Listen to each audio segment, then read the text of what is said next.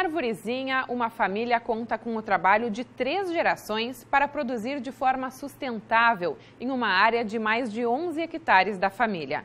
Eles abandonaram a produção de fumo e agora se dedicam à agroindústria de panificados, ao pomar de laranjas e à horta, entre outras atividades. E eles nos ensinam a fazer uma receita especial de Natal. Natal, momento de nascimento e de renovação.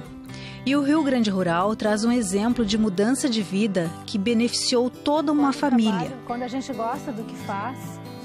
No interior de Arvorezinha, a família Schaefer deixou a monocultura do fumo para a diversificação e sustentabilidade da propriedade. Raquel, a gente trabalhava com fumo, né? E daí optamos de fazer essa troca, né? De parar de produzir fumo, porque a gente queria ter uma vida mais saudável, né? Até porque quando a gente trabalhava com fumo, assim, tinha problema de depressão na família, né? Problema de mais doença. Então a gente queria uma coisa assim que fosse, não queria sair da agricultura, do interior, mas ficar aqui, mas produzindo na parte de alimentos, mas com uma alimentação mais saudável, né? Daí que veio a história da gente transformar a agroindústria, que é a parte de panificação, que era uma estufa de fumo, na agroindústria. Que é a agroindústria hoje, Isso. né? E como é que foi esse trabalho? Tu estava me contando que faz 11 anos, né? Dessa mudança, vamos dizer. Como é que foi esse processo de trocar radicalmente a matriz produtiva? No início não foi fácil, né, Raquel? Até porque a nossa agroindústria foi a primeira no município que a gente teve essa ideia, né? Depois vieram outras também, né? Mas a parte de panificação, fruta e verdura é a primeira agroindústria que veio, né? Mas depois, com o tempo, a gente foi se alinhando, né, como se diz, e estamos aí hoje. A gente trabalha com merenda escolar, o processo de fruta e verdura, a gente já está com a certificação orgânica, né, já estamos com a produção, sim, a gente já tem o certificado, o selo, né. E esse processo todo, Maria, qual foi o envolvimento da Emater? Como é que a extensão rural te ajudou? Teve participação? Sim, desde o início, né? A Emater é sempre parceira nossa em tudo. Quando a gente sente vê alguma dificuldade em alguma coisa, onde a gente corre sempre na Emater, né? Então a Emater está sempre junto com a gente, né? E a família também é exemplo de sucessão rural. A terceira geração já está tocando a propriedade e buscando a qualificação da produção. E tu já é exemplo de sucessão rural. E agora os teus filhos também já estão na lida. Até as minhas irmãs, as duas, nós somos em 3 irmãs, né? Moram aqui no interior. A gente ficou todo mundo aqui na família no interior, né? Tem uma só que trabalha, né, fora. Mas a outra fica aqui. O Alisson optou em ficar aqui na propriedade também, né, ajudando. E tem uma filha que está fazendo engenharia de alimentos também, que está no 4º ano já cursando faculdade de engenharia de alimentos também. E o objetivo dela é fazer essa faculdade para trazer conhecimento, né, aqui para aplicar na propriedade, é isso? Isso. Alisson, tu quer ficar na propriedade, Alisson? Sim, quero. Tempos atrás, quando ajudava o pai nas obras para fora, eu achava que daria mais certo, né? Mas aí depois, com a certificação da propriedade, com o apoio da Emater, eu vi que valia mais a pena eu cuidar do que era nosso. E quem sabe futuramente a gente continua expandindo a certificação orgânica na propriedade e... Que hoje vocês estão com o pomar de laranja e as... Isso, a gente renovou os pomar de laranja, plantamos 850 pés. Tudo certificado? Sim, a princípio para ser certificado, né, já está em processo. E a gente já tem a área aqui certificada também das hortaliças, dos morangos. A gente já tem esse pomar que está aqui atrás, que é 140 pés, que já é certificado orgânico também, né? E aos pouquinhos a gente vai tocando. Hoje, a propriedade é autossustentável e a agroindústria Betel já conta com o selo Sabor Gaúcho, fornecido pela Secretaria da Agricultura, Pecuária e Desenvolvimento Rural do Estado. E as festas de final de ano estão chegando. E é momento da gente preparar alguns pratos especiais. E nós viemos até a agroindústria Betel para aprender a fazer o bolo de Natal, com a nossa extensionista, a Rafaela, e a Mariana, que gentilmente está nos recebendo aqui. Vamos aprender, meninas, a fazer este bolo? Com certeza. Vamos ensinar uma receita rápida, fácil, de acordo com as festas natalinas, né? Então vai ter o detalhe do Natal, que são as frutas cristalizadas e a uva passa, rápida de fazer, prática e muito saborosa. E para preparar 2 bolos natalinos são necessários os seguintes ingredientes: 1 ovo, 200 gramas de frutas cristalizadas, 200 gramas de uva passa sem semente, 2 xícaras de leite morno, meia xícara de óleo, meia xícara de açúcar, 500 gramas de farinha de trigo, 10 gramas de fermento biológico, 1 colher de sopa de raspas de limão e de laranja e 1 pitada de sal. Para a nossa primeira parte da receita, então, a gente utiliza o liquidificador, né? Nós vamos colocar no liquidificador, então, 2 xícaras de leite, né? Ele tem que estar morno, pré-aquecido, então. Junto com esse leite, a gente vai colocar meia xícara de açúcar, tá? Vamos colocar também 1 ovo. Vamos usar também 10 gramas de fermento biológico seco e meia xícara de óleo. E a gente vai bater eles agora, então, por mais ou menos uns 2 a 3 minutinhos.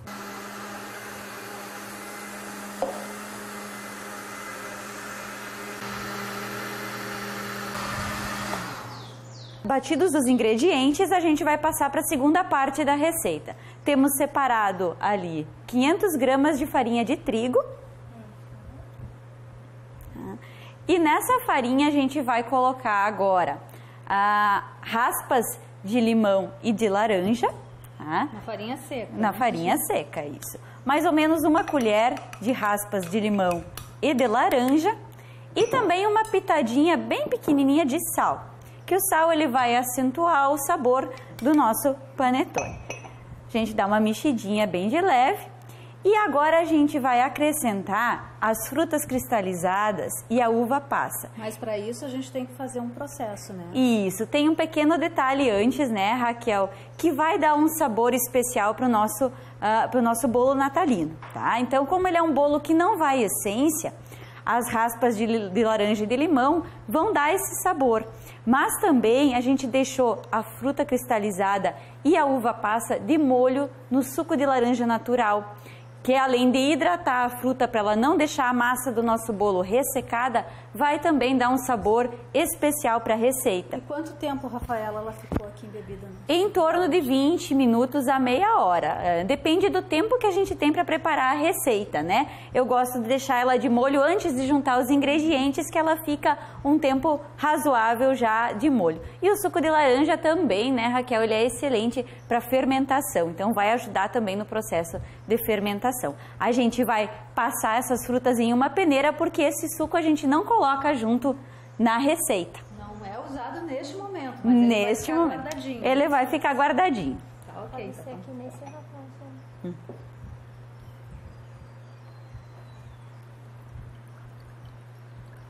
Em torno de 200 gramas de uva passa e também 200 gramas de fruta cristalizada, para ela incorporar bem ao bolo. Esse processo também, né, Raquel, é importante porque as frutas cristalizadas e a uva passa, ela passando pela farinha, ela não vai acabar descendo na massa e permanecendo todas elas no fundo. Elas vão ficar bem espalhadas na massa e vão rechear o bolo por completo, não ficando só o fundo ou só em uma parte dele. É um segredinho, então. É um segredinho, com certeza. Então, depois de bem misturados, nós vamos acrescentar, então, a mistura do liquidificador, que foi batida. E aí, só mistura, né, aquela parte seca com o líquido que estava no liquidificador.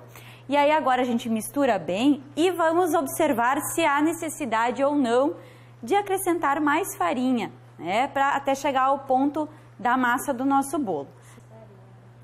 Nesse caso aqui, Raquel, a gente pode observar que vamos ter necessidade de acrescentar um pouquinho mais de farinha à receita. E a gente vai acrescentando, então, bem aos poucos, né? E misturando até chegar ao ponto desejado. Ainda vamos acrescentar um pouquinho mais de farinha, que o ponto que queremos, Raquel, é aquele ponto assim que pegue com a colher e que ele tenha dificuldade para cair da colher.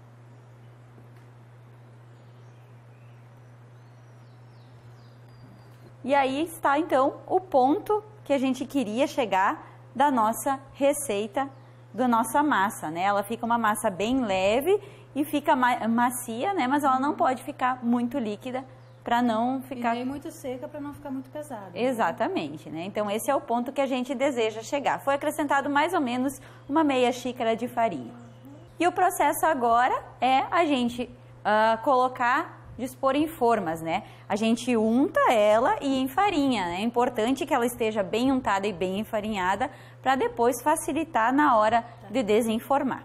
Então, como a gente falou, ela rende duas formas pequenas, né? Então, nós vamos colocar metade em uma forma e metade em outra. Costumamos colocar de colherada para ir já dispondo a massa da melhor forma, né? Para ela ficar toda proporcional em toda a forma. Então, agora a gente vai deixar a nossa massa crescer, dobrar de tamanho, para depois, então, colocar ao forno para assar. Cresceu bastante, né, Rafaela? Cresceu muito bem, né? A massa leve, ela cresce, tem facilidade. Ficou em torno de uma meia hora, né?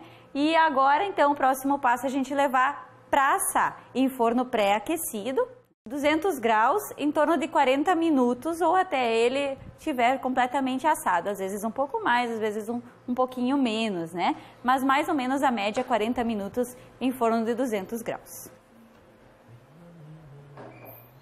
Após 30, 35 minutos de forno, os bolos já estão bem assados, mas ainda estão quentinhos, tá? Enquanto eles esfriam, nós vamos fazer a cobertura, é isso, né, Rafaela? Isso mesmo, Raquel. Para fazer, então, essa cobertura, a gente vai colocar o açúcar de confeiteiro em uma vasilha e vai acrescentando o suco de laranja aos poucos até encontrarmos o ponto. Lembra daquele suco que a gente coou as frutas, Raquel? A gente não vai desperdiçar ele, né? Vamos usar para fazer, então, essa cobertura. E ela vai acrescentando, então, o suco de laranja e mexendo sempre aos pouquinhos, né? O ponto, ele é bem rápido para ser feito, então tem que ser aos pouquinhos, né? Vai misturando, vai mexendo, porque a gente pode ver, às vezes o suco demora para incorporar ao açúcar de confeiteiro. Então, sempre aos pouquinhos a gente vai misturando até encontrar o ponto. Então, esse aqui é o ponto, ó, do nosso creme, o creme fondant, né? Esse é o creme fondant frio, tem outras receitas em que ele se faz cozido, né? Mas essa é a mais fácil de se fazer e a que menos tem chance de dar errado. A gente vai espalhar depois em cima do bolo e a tendência é que ele seque, né? Logo depois que a gente coloca, ele seca e fica bonito, ornamentado o nosso bolo natalino.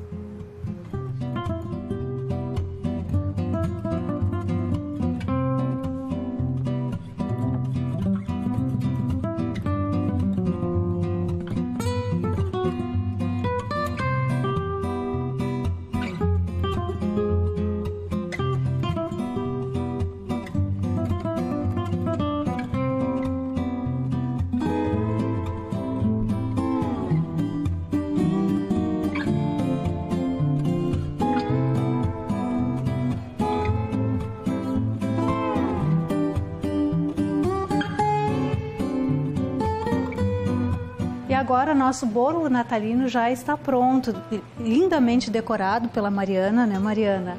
E Rafaela, nós temos aqui um já pronto, que já foi feito antes, embalado para comercialização. Ele pode ser vendido também e gerar uma renda, né? Isso mesmo, né? Como a gente comentou, então, a receita preparada, ela rende ou dois bolos pequenos ou um bolo grande, né? Que pode ser feito das duas maneiras.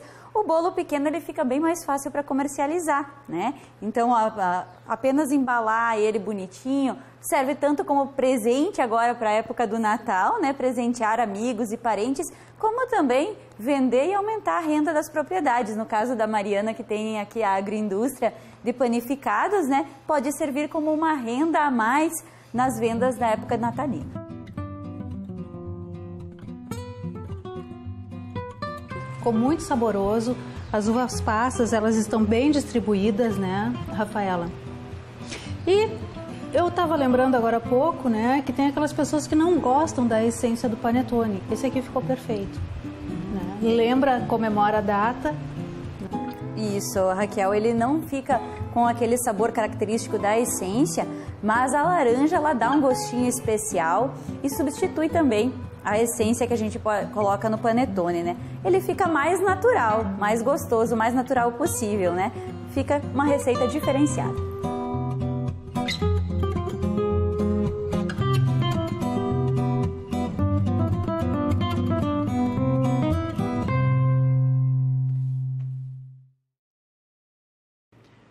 Lembrando que você pode rever as nossas reportagens através do endereço tv.emater.che.br e ainda pelo youtube.com/ematerrs.